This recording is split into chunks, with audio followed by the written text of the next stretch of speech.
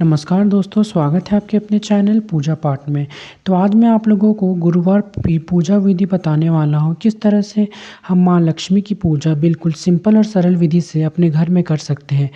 तो जैसा कि हम सब जानते हैं कि माँ लक्ष्मी की पूजा आराधना करने से हमारे घर में सुख समृद्धि बनी रहती है और माँ सदैव नारायण जी के साथ हमारे घर विराजती है और हमारे घर में सदैव सुंदरता का वास होता है। तो चलिए पूजा विधि स्टार्ट करने से पहले हम पूजा सामग्री देख लेते क्या क्या हमें चाहिए। तो सबसे पहले हमें चाहिए एक आसन जिसमें हम बैठेंगे। उसके बाद हम लेंगे मिट्टी या पीतल का कलश स्थापना के लिए। फिर हम लेंगे एक नारियल। फिर लेंगे हम साबुत चावल, टूटे फूटे चावल हमें नहीं चाहिए। फिर हमें चाहिए इत्र, आप कोई से भी ले सकते हैं। इसके बाद हमें चाहिए सिंदूर। फिर हमें चाहिए मोली के बाद हमें एक हल्दी का गांठ चाहिए। 2 कमल गट्टे हमें चाहिए। कमल गट्टे के बाद कुछ कौड़ियाँ चाहिए हमें। 2 सुपारी चाहिए। फिर हमें चाहिए 1 गिलास जल। फिर हम लेंगे भोग, आप ऋतुफल भी ले सकते हैं। फिर हमें चाहिए 1 लोटा जल, एक साफ़ कपड़ा, आम का पल्लू चाहिए, आप अशोक के पत्ते भी ले सकते हैं, कुछ पुष्प और पान का पत्ता हमें चाहिए। फिर हमें चाहिए गुलाब जल, अगर आपके पास गुलाब जल नहीं है तो कोई दिक्कत नहीं है। गुलाब जल के बाद हमें चाहिए एक चुन्नी। फिर हमें चाहिए एक धान छड़ी जो कि माँ को बहुत ज़्यादा प्रिय है और माँ की पूजा में हमेशा ये इस्तेमाल होता है। फिर हमें चाहिए एक जनेऊ जो हम गणेश जी की पूजा करने के लिए रखे हैं। फिर हम लेंगे माँ का विग्रह या फ़ोटो, मैंने यहाँ पे विग्रह लिया हुआ है।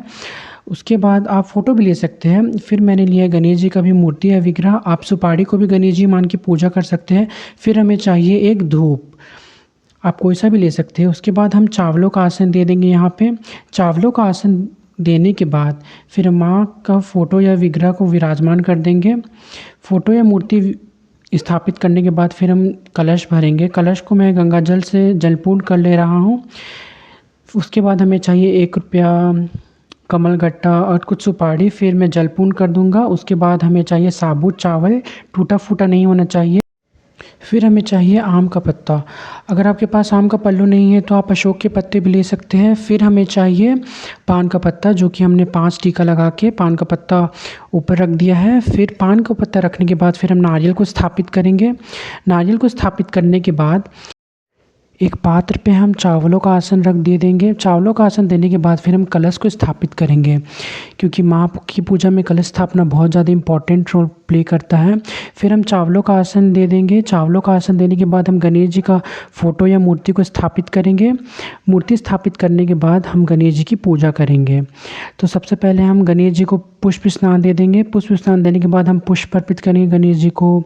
उसके बाद हम टीका लगा देंगे, लाल सिंदूर का टीका गणेश जी को लगाया जाता है। फिर हम गणेश जी को इत्र की सेवा दे देंगे, क्योंकि गणेश जी को इत्र बहुत ही ज़्यादा प्रिय है। फिर हम वस्त्र स्वरूप कलावर अर्पित करेंगे। फिर हम एक जनेऊ अर्पित करेंगे गणेश जी को। उसके बाद फिर हम माँ को भी पुष्प स्नान दे देंगे।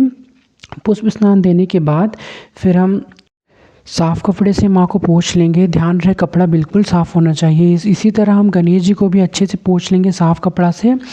और क्योंकि अगर अब मेरे पास मूर्ति है इसीलिए मैं बहुत आराम से कपड़े से पोंछ रहा हूँ। फिर हम माँ को वस्त्र स्वरूप कलावर अर्पित करेंगे। उसके बाद माँ को पुष्पों की माला से माँ को सजा देंगे अच्छी तरह। सजाने के बाद फिर हम माँ को चुन्नी अर्पित करेंगे। माँ को कोई सी भी कलर की चुन्नी आप पहना सकते हैं। फिर हम धान की छड़ी माँ को अर्पित करेंगे। धान की छड़ी अर्पित करने के बाद फिर हम अच्छी तरह से माँ को पुष्प से सजा देंगे। फिर हम माँ को मंगल सामग्री अर्पित करेंगे। तो मैंने एक पान के पत्ता का ऊपर एक कमल गट्टा, सुपारी, हल्दी की गांठ और कुछ कौड़ी रख करके पुष्प रख करके माँ को अर्पित कर दे रहा हूँ मैं। आप 1 रुपया ज़रूर इसके ऊपर रखें, क्योंकि मैं थोड़ा भूल गया हूँ 1 रुपया रखने। मंगल सामग्री अर्पित करने के बाद फिर हम चावलों का आसन देंगे। एक प्लेट पे चावलों का आसन देने के बाद हम दीपक स्थापित करेंगे। दीपक स्थापित करने के बाद फिर हम दीपक प्रज्वलित करेंगे, क्योंकि किसी भी पूजा को स्टार्ट करने से पहले हमने ये दीपक प्रज्वलित करना है। फिर हमें माँ को भोग देना है। भोग में लौंग इलायची आप ज़रूर माँ को दें, क्योंकि माँ को बहुत ज़्यादा प्रिय है। आप ऋतुफल भी दे सकते हैं इस दिन। फिर भोग देने के बाद हम माँ को 1 गिलास जल अर्पित करेंगे और गणेश जी को भी साथ ही साथ हम जल अर्पित करेंगे। फिर हम सबसे पहले गणेश जी को धूप दिखा देंगे। गणेश जी को धूप दिखाने के बाद फिर हम माँ को भी धूप दिखा देंगे। आप इस दिन हवन भी कर सकते हैं छोटा मोटा अपने घर पे। उसके बाद मैंने यहाँ पे घी का दीपक लिया है। अब मैं माँ की आरती उतार लूँगा। आप इस दिन माँ की आरती भी गा सकते हैं और पंच प्रदीप से भी आप आरती कर सकते हैं। अगर आपके पास नहीं है टाइम तो आप नॉर्मल आरती से भी आरती कर सकते हैं। इसी तरह हम गणेश जी की भी आरती कर लेंगे और फिर हम माँ को आरती दे देंगे। आरती देने के बाद फिर माँ से प्रार्थना कर लेंगे अच्छी तरह। तो आशा करता हूँ कि आपको ये वीडियो बहुत पसंद आया होगा। वीडियो अच्छा लगा होगा तो लाइक शेयर कमेंट ज़रूर कीजिएगा और बताइए कि कौन से भगवान की पूजा विधि आपके लिए और मैं वीडियो बनाऊँ। धन्यवाद।